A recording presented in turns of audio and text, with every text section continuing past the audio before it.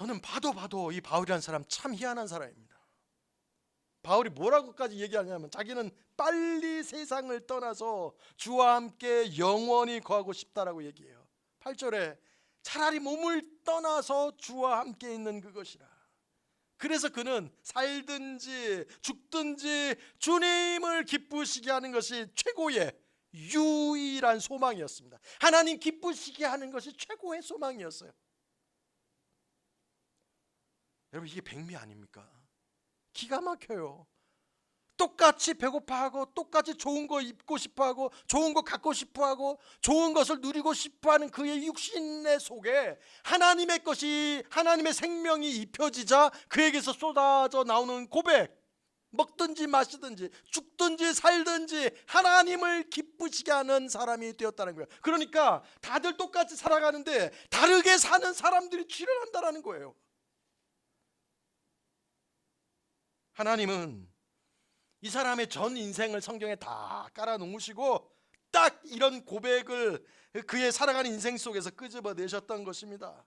자, 여러분, 그러면은 우리들, 여러분의 소망은 무엇입니까? 여러분, 또 여러분의 탄식이 있다면 여러분 무슨 탄식이 있어요?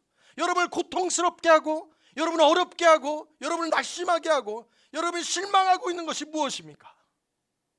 우리가 가야 할 길은 다른 길, 다른 인생이 아닙니다.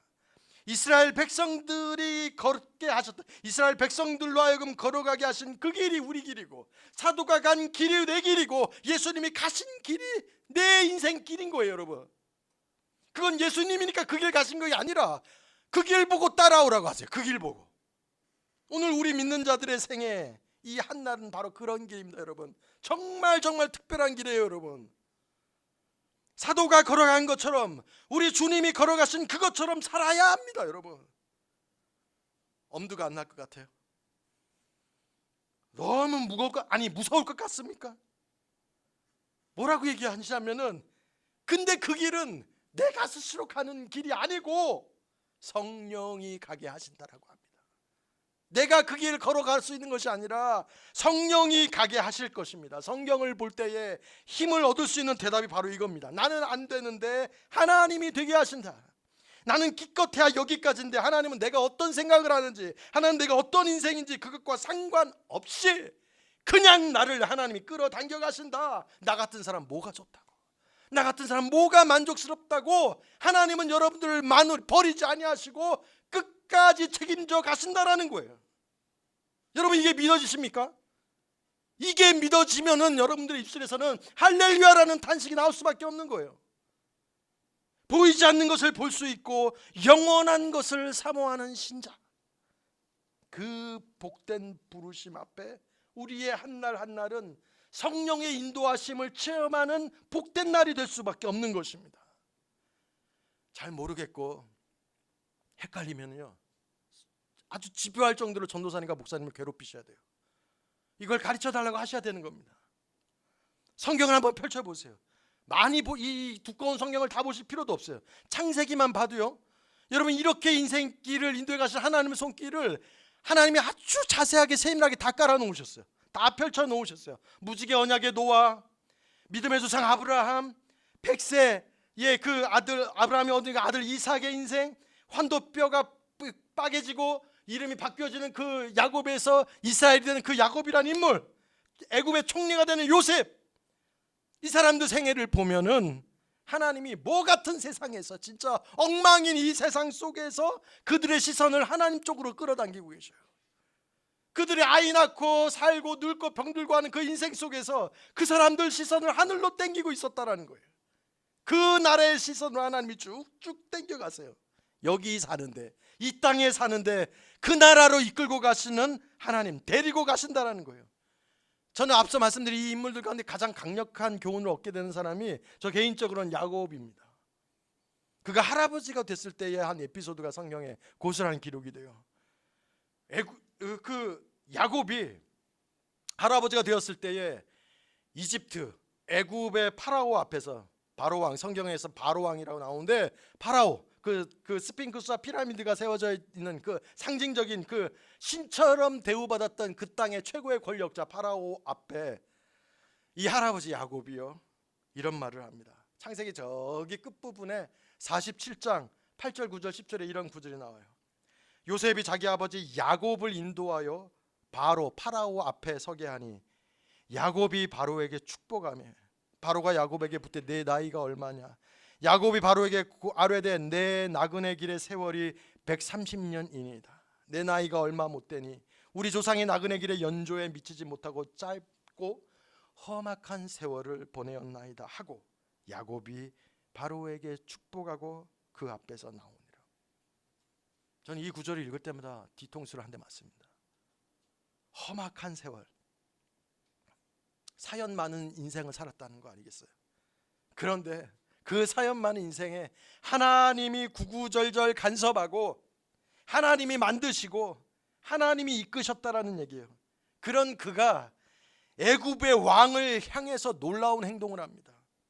축복을 했다라는 말이 2번 등장을 해요. 7절에 바로에게 축복하며 10절에 야곱이 바로에게 축복하고. 지금 누가 강자고 누가 약자입니까? 누가 가진 자고 누가 없는 자입니까? 누가 행복하고 누가 어려운 자입니까? 지금 제가 나열한 게 세상의 기준이에요. 성경은 그걸 뒤집어 버립니다. 하나님 편에 있는 자와 하나님을 알지 못한 자의 큰 구별점이 여기에 있어요. 야곱이 파라오를 향해 축복했다고 합니다. 아니 하나님을 믿는데 왜 이리 인생이 어렵습니까? 아니 하나님을 믿는데 왜 고통을 받습니까? 여러분, 믿는 자는 어떤 고난과 고통을 만나더라도 그 고난과 고통에 절망을 해서는 안 되는 사람들입니다. 성경의 고난과 고통과 절망하면 제일 첫 번째로 떠올려질 수 있는 사람이 욥입니다. 그 고통과 고난, 욥이 당한 고난을 언급하는 시간이 아니니까 자, 그 고통과 고난의 그 욥의 인생의 욥기의 끝나는 장면에서 이런 구절들이 등장을 해요. 42장의 13절, 14절, 15절에 보면은 딸들에 대한 그 딸의 이름들이 나와요. 욥의 딸의 이름들. 아들들이 7이었고 딸 셋을 두게 되는데 첫째 딸 여미마, 둘째 딸 그시야, 셋째 딸 게레나북이라고 하는 이 딸인데 성경에 뭐라고 하냐면 욥의 딸들처럼 아리따운 여자가 없었더라. 너무너무 아름다운 딸들, 그 딸들에게마저 오빠들, 남자 자녀들에게 묻은 기업들, 재산들을 다 그 딸들에게도 주었다라고 하는 그런 기록들이 됩니다. 하나님은 욥에게 축복이라는 형태로 최고의 지상에서 손꼽는 아리따운 여인 셋을 그 가정에 주셨습니다. 이게 무슨 말이냐면 그 아름다움을 제공하는 축복마저도 극도로 죽음과도 같은 추함 속에서 지냈다라는 욥의 지난 경력이 함유되어 있는 아름다움입니다. 욥이 훌륭해서 욥이 그런 축복을 받을 만하다가 아니라 고난 안에 하나님의 극심한 아름다운 축복이 품어져 있다라는 거예요.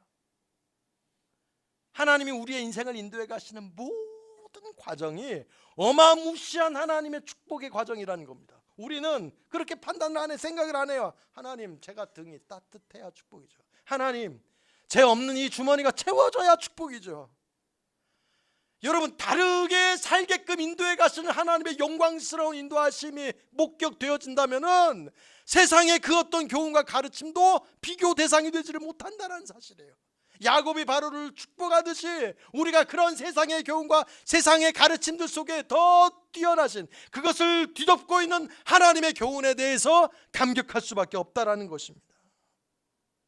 전에 있었던 그 고난마저도 하나님으로부터 온 것이다라는 것이 확실해졌다라는 것이 욥의 인생의 후반에 등장시키시는 하나님의 정의였다라는 것입니다. 이게 우리 소관이 아니라는 거예요. 여러분, 이해가 되시나요? 우리 인생은 맘먹은 대로 안 됩니다. 여러분, 살아오셨잖아요. 우리 계획대로 되지 않습니다. 고난도 축복도, 잘못되는 것도 잘 되는 것도, 아픈 것도 낫는 것도. 어제 목사님 만나서 그런 얘기를 하셔요. 목사님 아프신 것도, 목사님 회복되어 낫는 것도 하나님의 인도, 하나님의 계획대로 그분이 끌고 가신다라는 것입니다. 이거를 어릴 때에 깨닫고 남은 여생을 살아가는 우리 티네이저 여러분들은 정말 복된 거예요. 이것을 티네이저가 아니더라도 인생의 황혼을 지내고 있는 우리가 깨닫게 되었다라고 해도 그래도 복입니다. 하나님의 인도, 하나님의 계획이 내 인생을 이끌고 있다라는 것, 이것이 놀라운 사실이고 이것이 최고의 귀한 부인 것입니다. 말씀을 정리합니다. 어떤 탄식과 어떤 고난과 어떤 아픔이 여러분들 생애에 있었습니까? 지금은요, 어떤 소망을 가슴에 품고 여러분 하루하루를 만나고 계십니까? 무슨 인생의 계획 아래 여러분의 인생이 지금 있습니까? 벌써 이만큼 와버렸는데 저는 제가 지금 이 인생만큼 왔다는 게 안 믿어져요. 지금도 제가 제 아들하고 달리게 하면 제가 이길 것 같은 착각 속에 삽니다. 안 그래요? 얼마나 세월이 쏜살같이 빠르게 지나가 버렸는지 몰라요. 하나님의 인도하시는 손길을 바라보시기 바랍니다.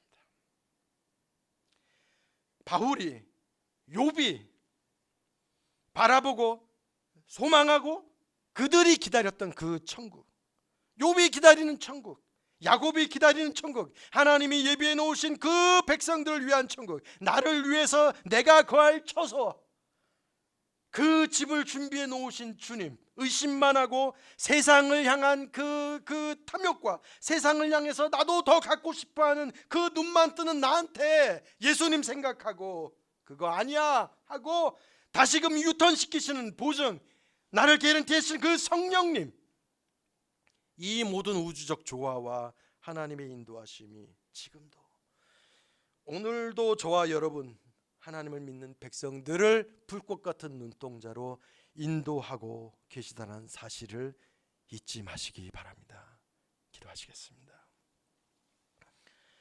살아계신 하나님 아버지, 우리가 어떤 인생을 계획하고 살아가든지 우리의 아둔함을 깨닫게 하시고 전능자께서 우리를 감찰하시고 때론 고난 가운데, 때론 고통 가운데, 때론 알지 못하는 그 흑암을 헤매는 것 같은 아둔함 속에서도 주께서 인도하고 계시다라는 이 신령한 기쁨이 우리를 붙잡고 계시는 것을 깨닫고 가는 복된 생애가 되게 하옵소서. 그것을 알고 그것을 감격하여 바울처럼 하나님, 나도 우리도 그 고백 속에 우리의 주어진 생애를 하나님을 찬양하며 보낼 수 있도록 주여 은혜 가운데 역사하여 주시옵소서. 예수 그리스도의 이름으로 간절히 기도하옵나이다. 아멘.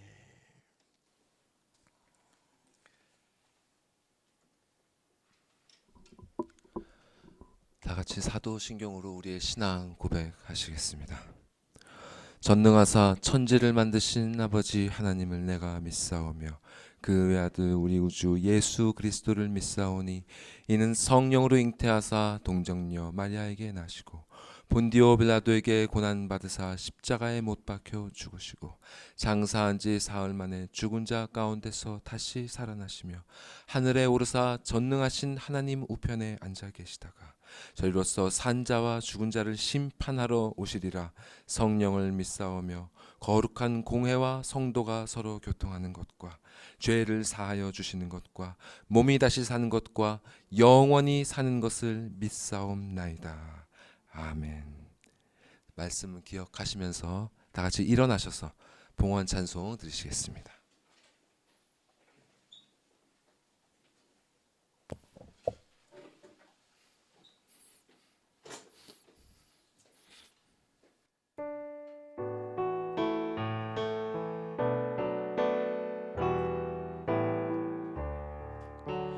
이 몸의 소망 무언가 주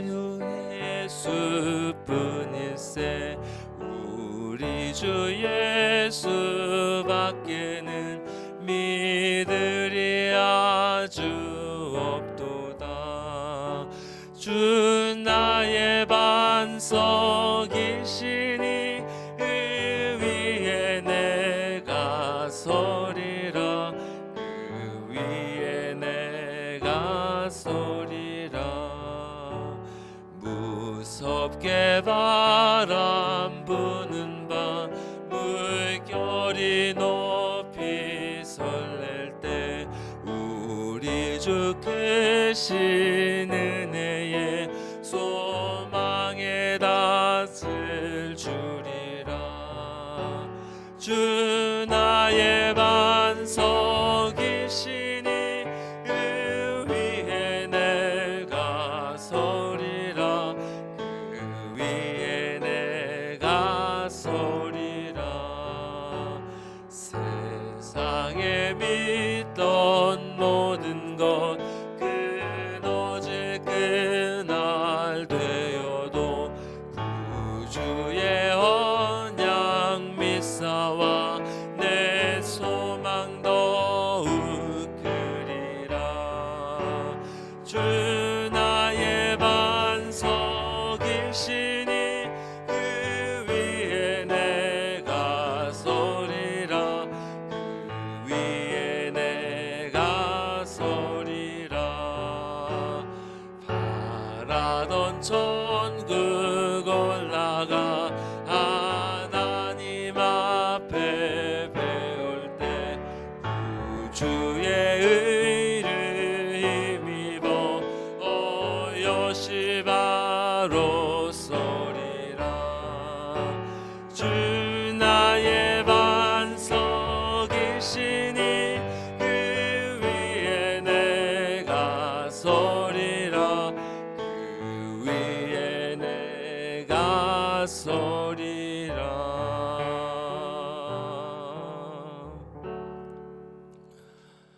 사랑과 은혜가 헤아릴 수 없이 충만하신 아버지 하나님, 주께서 정말 이 사랑받을 자격이 없고 복받을 자격 없는 우리를 이 예배 자리로 인도하여 주사, 주께서 우리를 어떻게 살게 하셨는지, 어떻게 당신께서 우리를 보이지 않는 것들을 붙들게 하시고 또 그 실패함 가운데서도 절대로 낭망하지 않도록 우리에게 예수 그리스도를 허락하시고 더 나아가 성령을 보증으로 우리에게 허락하셔서 이 복된 삶을 살게 하셨으니 그 증거를 우리가 들을 수 있도록 하심에 감사드립니다.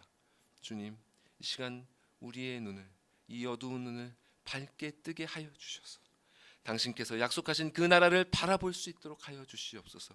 비록 이 육신의 눈은 그 나라를 볼 수 없지만 믿음의 눈으로 그 나라를 바라보고 이 세상의 헛된 것들을 물리치면서 주님, 그 복된 길을 한 걸음 한 걸음 나아가는 우리 모든 성도들 되게 하여 주시옵소서. 주님, 그 길을 나아가는 데 있어서 또 주님께서 우리에게 명하신 바, 우리에게 허락하신 그 모든 것들 가운데 작은 일부를 당신께 드리옵나이다. 주님, 이 적은 것들 받아주시고 당신의 나라를 더욱더 확장하고 넓히고 주님께 영광을 돌리는 일에 이 모든 물질들이 정말 귀하게 쓰여질 수 있도록 하시고 또 이렇게 드림이 더욱더 큰 감사로 우리에게 돌아와서 당신을 우리의 삶으로 더욱더 높여드릴 수 있도록 주님, 그렇게 모든 이의 삶을 인도하여 주시옵소서. 감사드리오며 예수님의 이름으로 기도드리옵나이다. 아멘. 앉으시겠습니다. 오늘 목사님의 정말 말씀 가운데 너무나 풍성한 정말 우리 신앙의 정말 정수라고 할 수 있는 진리들이 선포되었던 것 같습니다. 정말 우리가 어떤 부르심을 받았고 또 무엇을 바라보며 살아가야 되는지 다시 한번 정말 여러분 마음에 새기는 시간이 되었으면 하는 간절한 소망이 있고요. 정말 말씀하신 것처럼 이 눈에 보이는 세상이 아니라 보이지 않는 하나님의 약속에 소망을 두시고 또 그 길 가운데 때로는 죄로 넘어짐이 있더라도 그리스도를 허락하셨다는 것 잊지 마시고 항상 말씀을 통해서 그분을 붙드시고 또 성령께서 여러분의 마음에 함께하고 계신다는 것 기억하시고 그분과 함께 동행하시는 또 저와 여러분 모두의 삶이 되었으면 좋겠습니다. 네, 목사님 나오셔서 축도하심으로 오늘 예배 마치겠습니다.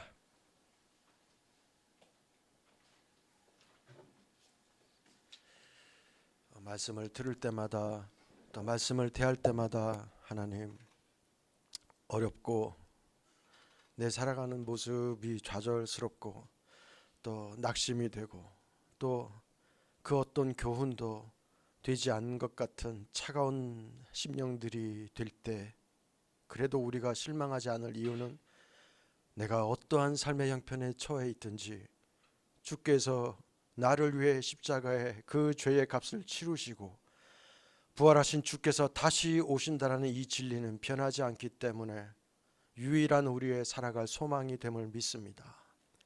그것을 아는 자들은 그 기쁨 속에서 놀라운 자유의 희열을 누리게 하시고, 아직 그것을 모르는 자들에게 주의 성령께서 옷 입듯이 임하여 주시사 우리의 생애를 인도해 가시는 하나님의 손길이 있음을 감히 주께서 알고 깨닫게 하여 주시옵소서. 그것을 소망하고 꿈꾸는 우리 상길교회 성도들 모두에게 은혜 위에 은혜를 더하여 주시옵소서.